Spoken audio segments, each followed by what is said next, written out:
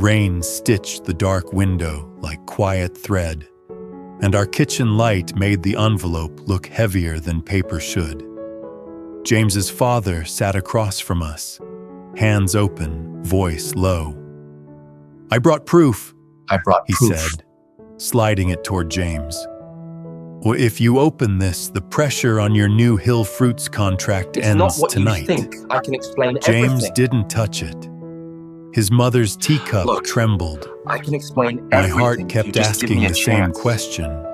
Was this peace or a If you trap open this, with a the polite pressure on your new face? Hill Fruits contract ends tonight. If stories about family, peace courage, or a and trap second with a polite chances face? speak to you, please like, comment, and subscribe. But to understand how we got here, we have to go back to the beginning. The contract folder sat on our kitchen table, but it changed the air like a new season moving in. Nye pointed at it. "Paper!" James lifted her down before sticky fingers could claim a signature. "Not a toy, sweetheart." Anna leaned closer. "Is that the big win?" James's smile was tired but warm. "That's the big win." Anna nodded, then made it simple. "Can we buy more markers?" "Yes," I said. More markers.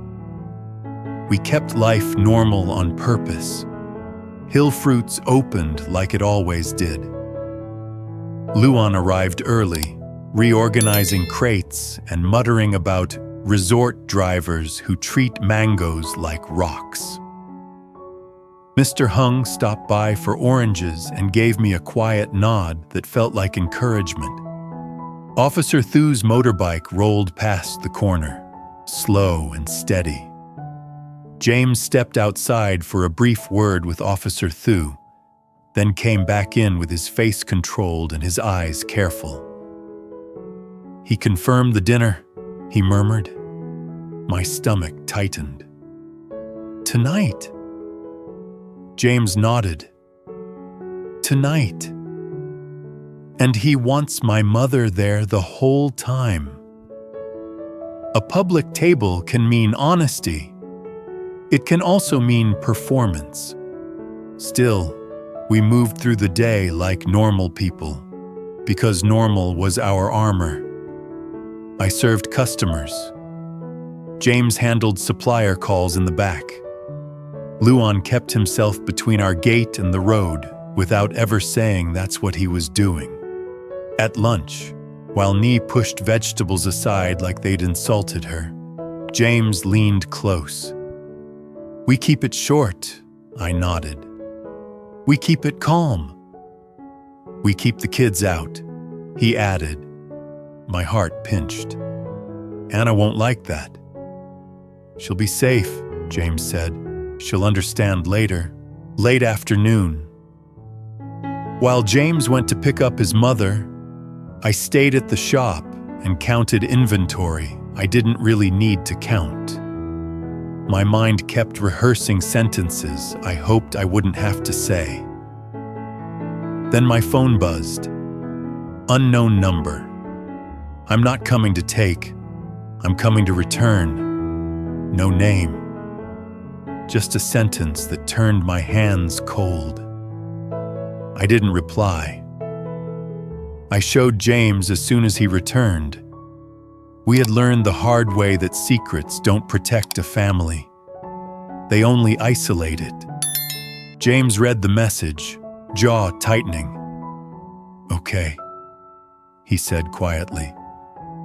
"Then we see if he can prove it." His mother arrived at Hill Fruits just before sunset. She stepped in like a woman who'd spent years trying not to be noticed. Her eyes flicked over the kindness corner jar, the care card box, the drawings taped to the wall, small proofs that our life was real. Then she saw me and stopped. "Diep," she whispered, voice trembling. "Thank you for coming," I said. "Thank you for letting me," she answered, eyes wet. James didn't force a hug. He only placed his hand on her shoulder for a second, steady, respectful, then guided us home. We closed the shop early, not for fear, but for focus. Luan stayed near the gate. Officer Thu passed the street again, visible but not intrusive. Mr. Hung nodded from across the road like a neighbor who understands when a home needs guarding without being watched. At home, Anna tried to celebrate anyway. She drew a big orange wearing a crown and wrote "Congratulations" in her careful letters. When James told her she would sleep at Mr. Hung's house just for one night, her face tightened. "Is it about your dad?" James didn't lie. "Yes." Anna's lip trembled. Then she handed him a care card she'd made earlier. "Talk gentle. Come home." James tucked it into his pocket like armor. "I will." After the kids were settled, Nye asleep, Anna next door, the house went quiet in a way that makes adult voices feel louder before they speak. We set the table: warm soup, rice, sliced fruit, tea. A normal table for a not normal meeting. A car rolled into the driveway. James's father stepped out alone. Plain shirt, hands visible. He paused at the door like he was waiting for permission to breathe. James opened it. "Come in." Inside, his father's eyes moved over the room. Children's shoes by the wall, drawings on the fridge, the fruit bowl on the counter. Something shifted in his face, quick as a shadow. James's mother entered behind him, posture tense, eyes down. 4 adults sat at one table. One history pressed into one room. James's father looked at James first. "Thank you for letting me come." James gave one nod. "We're here. Say what you came to say." His father's gaze flicked to me. "Ms. Lai Tu Diep, I owe you an apology." I kept my voice soft and firm. "Speak." He exhaled slowly. "I treated your life like a risk to be managed," he said. "I treated my son's love like a mistake to be corrected. Pride did that. Fear did that. It harmed you." James's mother's teacup trembled. James stayed steady. "And what do you want now?" "I want to stop being the shadow," his father said. "I want to step back. I won't interfere with your contract or your home." James's eyes narrowed. "That's words." His father nodded once. "Yes, so I brought proof." He slid a thick envelope onto the table. At the same time, my phone lit up. Luan's name. 2 men came to the shop gate, asked for your resort contract numbers. I sent them away. They said, "Tell James he can't hide behind family forever." My mouth went dry. James's father watched our faces change, and his voice dropped even lower. "Open it," he said, "and you'll understand why they showed up tonight." If you've ever prayed for peace at a family table, you know this kind of silence. James opened the envelope slowly, as if paper could still carry danger. Inside were 2 notarized documents and a small sealed pouch. The first document was a withdrawal, his father signing away any claim to direct, advise, or interfere in James's business decisions. The second named our resort contract specifically and ordered that no one connected to his father could contact, pressure, or manage the buyers in any way. The pouch held a micro SD card, labeled in neat handwriting: payments, calls, names. James looked up, eyes hard. "This is your proof," his father nodded.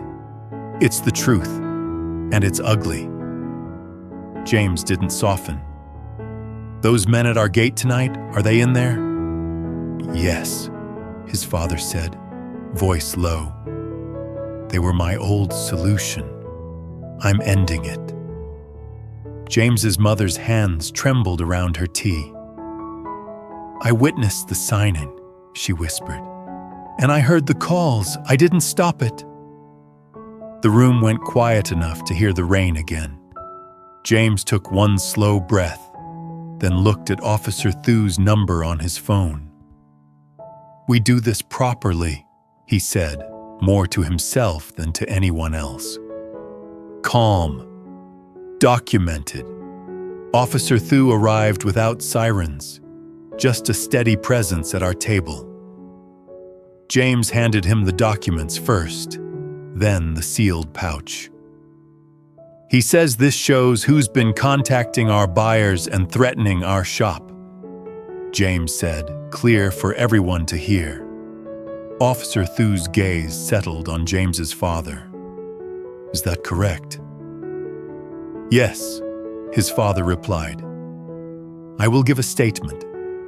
Officer Thu photographed the papers, sealed the micro SD in an evidence bag, and recorded a short statement from James's father, with James, me, and James's mother as witnesses.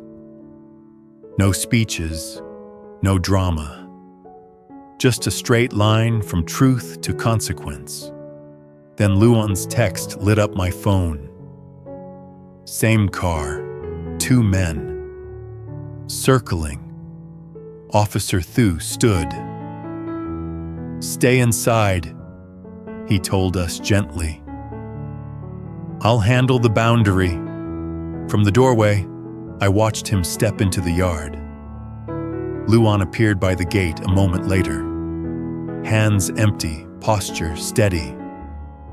Across the road, Mr. Hung's porch light clicked on. Then another neighbor's. Then another.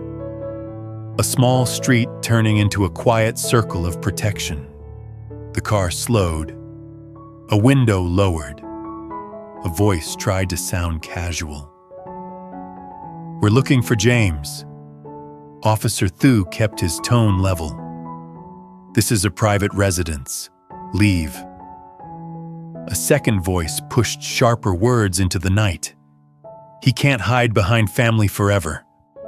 James's father stepped one pace into the light, and his voice stayed calm.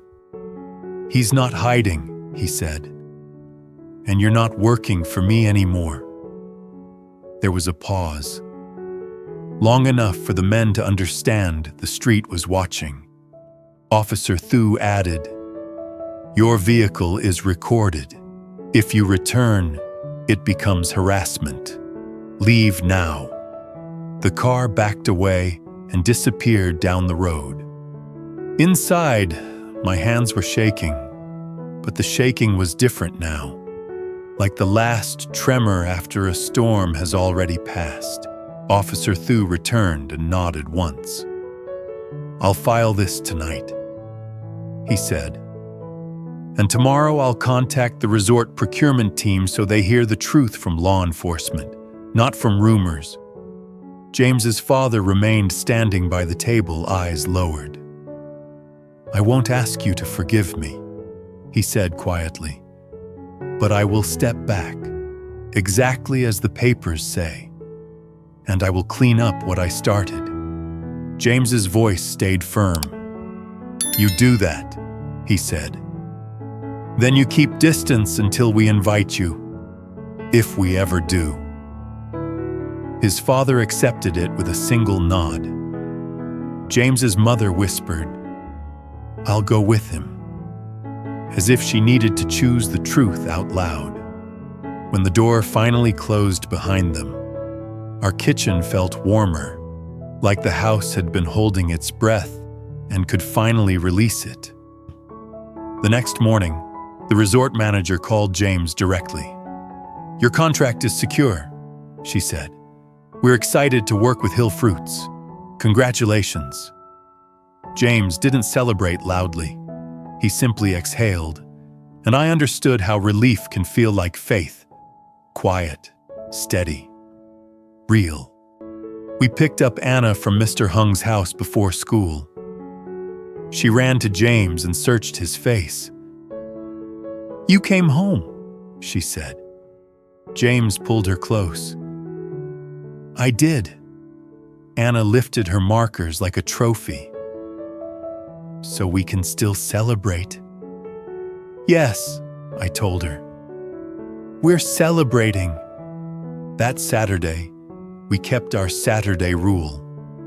Breakfast at the diner, the same booth, warm tea, the kids' laughter returning to its rightful volume. Luan slid in across from us like he belonged there. Officer Thu stopped by long enough to smile at Nai when she offered him a grape with serious generosity.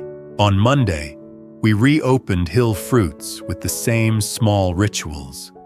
Sweeping the floor, washing fruit, refilling the kindness corner jar with coins people left for someone who needs it. Anna taped a new care card above the register. "Peace lives here." James didn't correct her spelling. He just smiled and kept working. Steady hands, steady heart. Building a life no one could intimidate back into darkness. And when we came home each night, the porch light was waiting, steady and ordinary, like the simplest kind of promise kept. If you're still here with us, thank you for sitting at this table. If stories like this bring you comfort, you're welcome to stay.